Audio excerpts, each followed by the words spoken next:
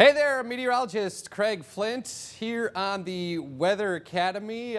This will conclude the Weather Academy for now, but we hope that you have been able to kind of get a glimpse of how many aspects there are of weather. We've covered a variety of topics, and you know, as meteorologists, we immerse ourselves with data every day. And like I was saying way back at the beginning, if you're interested in weather, it's important to have a passion for science and math. And no matter what, the most experienced forecasters, I've been doing this 10 years, you never stop learning, okay?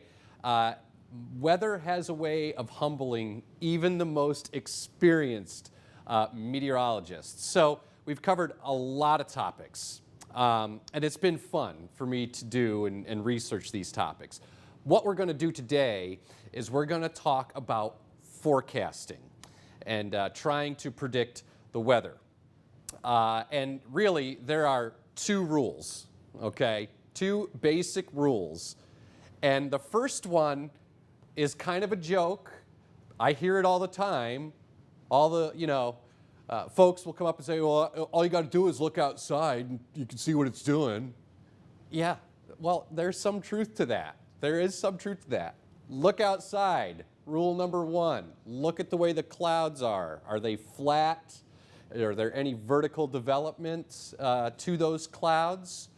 They all provide clues. So yes, that is part of the equation. You have to know what's going on outside, and you have to know what's going on right now before you can try and predict what's going to happen. So that's the most basic rule. Look outside. So yes, the joke does apply. The second rule when it comes to forecasting is persistence. Well, what is persistence? The rule of persistence basically means whatever it is today, it's gonna be tomorrow. That's the second rule of forecasting, persistence, unless something changes.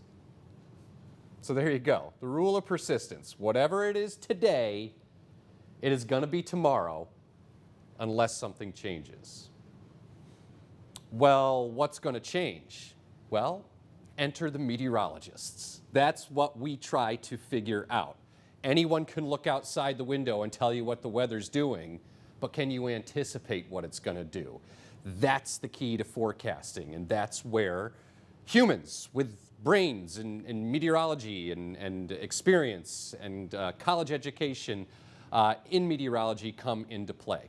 We try to figure out those changes. So let's kind of take a look at the forecaster's toolbox. I mean, there are a number of tools that we use every day, myself and Tom Atkins and Tom DeVecchio. We look at a lot of information, and some of those include surface observations, the Storm Prediction Center, which we covered on Wednesday.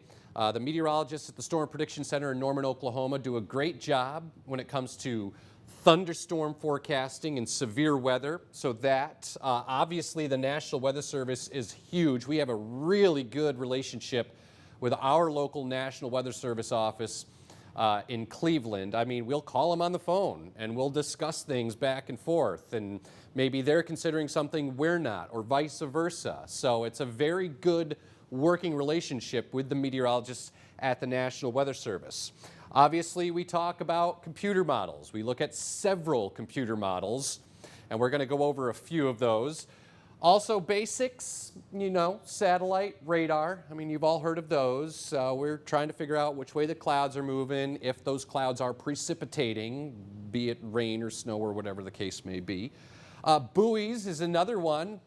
We have three that we look at here off the Lake Erie shoreline. Climate data is an important part of forecasting. Yeah, it's always kind of good to look back through history. It's snapshots through history to try and compare and contrast setups when it comes to forecasting the weather. So climate data is important. Weather balloons. These are launched twice a day from the National Weather Service offices all across the United States. They're launched in the morning and then again in the evening. And what those weather balloons do, they have a radiosonde attached to it, which we also discussed that a while back. Little computer that's attached to the balloon as it goes up, and it transmits back all this data, dew point, relative humidity, temperature, wind speed, as it goes up into the atmosphere. And as it goes up into the atmosphere, it gets caught in the westerly winds and it drifts, and it measures all of that data at different points in the atmosphere. So it's not uncommon to have a radiosonde go states away when they launch it, say from Cleveland, when they launch their weather balloon.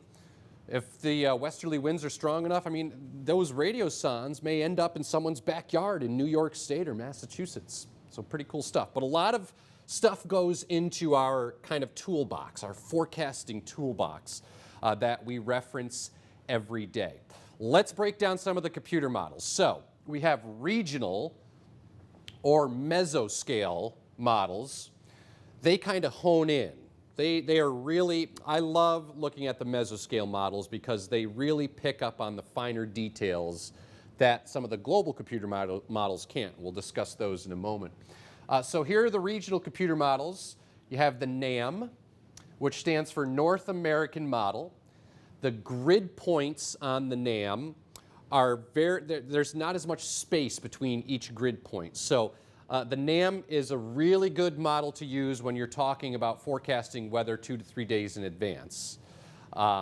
It's hard to beat. Now, keep in mind, every so often, computer models don't handle things so well. So again, that's the experience that comes into play. We have the HRRR. Some refer to it as the HRRR.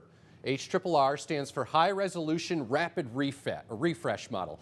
Data is constantly being fed into that model, and it's updated on the dime, okay?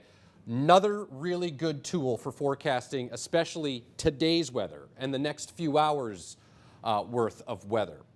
RPM, Rapid Precision Mesoscale Model. So again, we're talking about a regional model, the models that really focus on one specific area of the country. For us, obviously, it's Northwest PA, and Northeast Ohio, and Western New York, and Western Pennsylvania.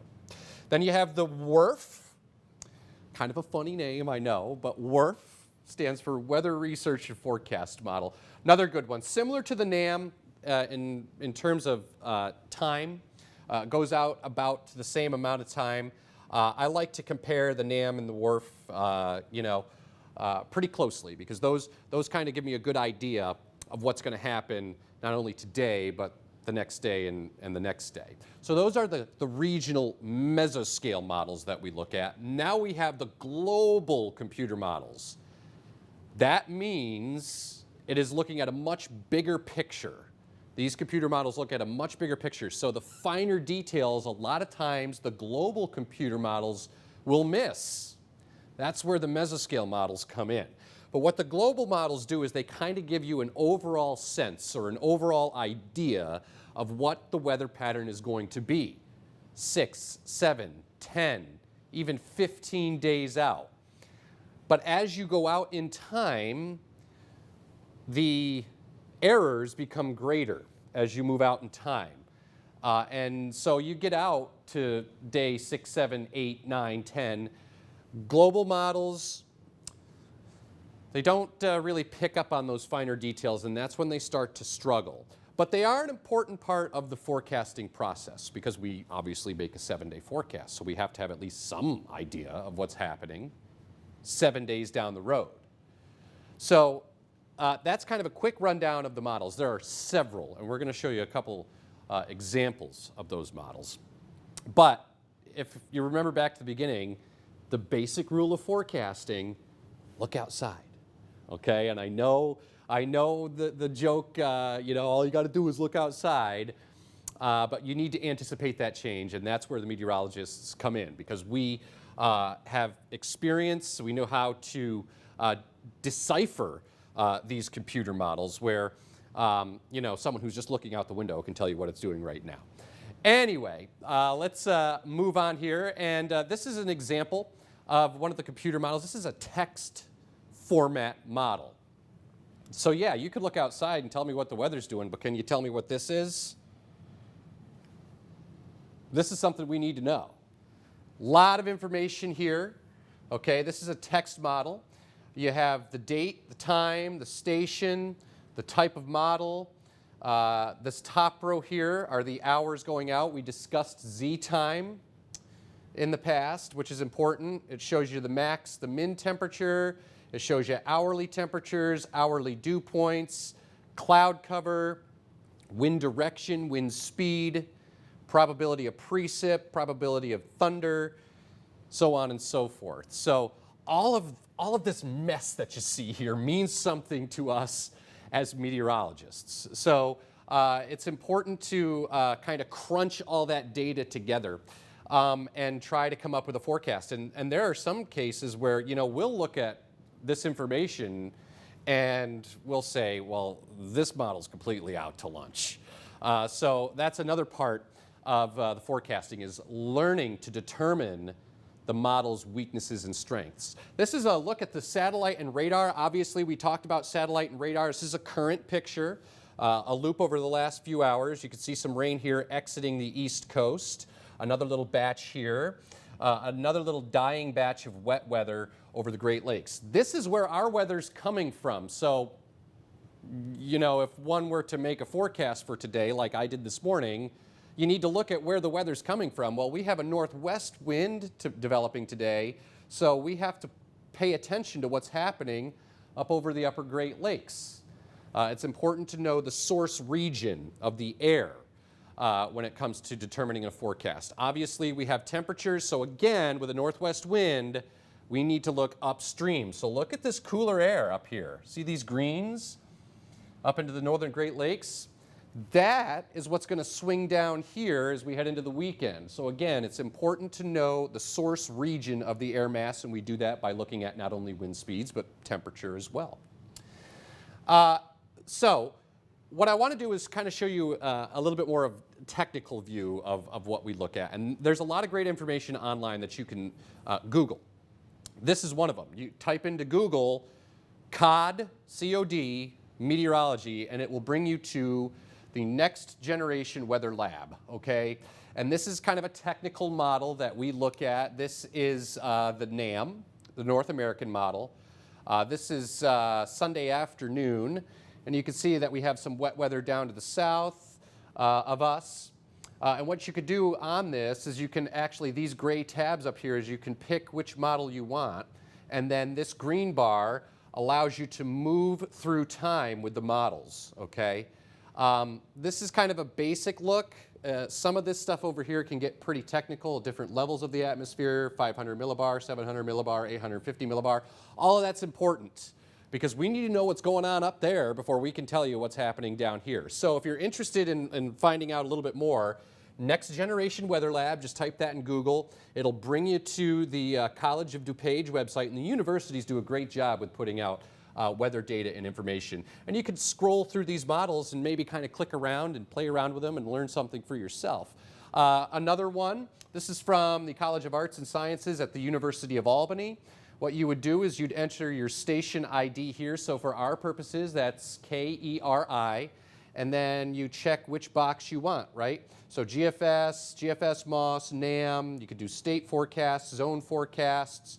So you would make your selection, type in KERI, and then hit Get Data, and that's going to spit out a text version of the data that we look at, high temperature, wind speed, and stuff like that. So if you're interested in learning a little bit more about textual data, this is a good resource, Colleges of Arts and Sciences at the University of Albany. This is University of Albany weather page. You can find a lot of data here. And one of the other things, a great resource that we use daily, we check in all the time with these guys, is the National Weather Service. All you got to do is type in weather.gov, the best site, the most up-to-date information. Forget about your app. Go here if you want some updated information. This is the lower 48 of the United States. You can see where all the active watches and warnings are. You would want to click right there, or type in Erie, PA up here and hit go, and that will bring you to a localized version, a localized forecast. We reference these forecasts all the time in the Weather Center. because we like to know, hey, is there something we're not seeing that the National Weather Service is, or maybe vice versa, like I was saying. And when you get to Erie, the homepage for Erie, the National Weather Service, it's out of Cleveland, Ohio. Below the forecast is a thing called the Area Forecast Discussion. Now, there are some technical terms in here, a lot of abbreviations, a lot of acronyms, stuff like that. But this is a good glimpse into the brains and the minds of the meteorologists that are forecasting your weather with us from the National Weather Service in Cleveland. So you can see this is a discussion. The meteorologists prepare this at the National Weather Service in Cleveland. You can see some of these words are highlighted in blue. You can click on each one of those words and it will give you a description of what they're talking about. Because again, some of this can get a little bit tricky, a little bit technical in terms of the language. So if you really are kind of looking for an overview and kind of a glimpse into the mind of the meteorologist, this is a good a tool to reference, the Area Forecast Discussion. No, I threw a lot at you there, okay? But we look at a lot of data every day. We like data, we like numbers, we like math, we like science as meteorologists. So if you have an interest in meteorology, that's what you would want to really focus on. Math and science, and of course, remember, even though we're going to be off the air for a while, remember, we're always asking what inspires you. We kind of discussed Forecasting 101 today. I know it was a lot of information, but again, these live on our website, yourerie.com. You just click on weather, which is also, by the way, a great resource to check out weather data and information in your forecast, yourerie.com/weather. You can email us anytime at weather@wjettv.com. Myself, Tom DeVecchio, Tom Atkins, we're always checking this. If you have any weather questions, send us along and keep that question in mind. Always ask yourself, what's inspiring you? We hope that you had as much fun as we did doing the Weather Academy. We're going to take a little break for a while, kind of revamp things. But until the next time, remember what inspires you. And of course, you can reach us anytime at weather@wjettv.com. Thanks for joining us. We're going to take a little break, and we'll see you next time.